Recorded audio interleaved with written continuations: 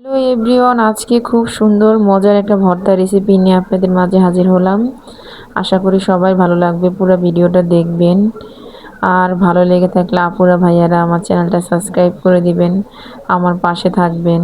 এই তো আমি কচু পাতার ভর্তা বানাবো। কচু পাতা নিয়ে নিয়েছি, সাথে রসুন, পেঁয়াজ, কাঁচামরিচ, ধনিয়া পাতা, সাথে লবণ দিয়ে একটু সিদ্ধ করে নিব।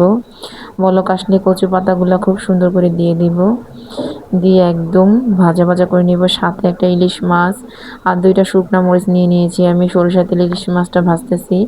মাছটা খুব সুন্দর করে কড়া করে ভেজে নিব। আমি ভর্তাতে ইলিশ মাছ দিব, অনেক মজা হয় ভর্তাটা। এই দেখেন আমার হয়ে গেছে অলরেডি। পরে এখন মরিচের সাথে আমি এখন বেটে নিব পাতাগুলা।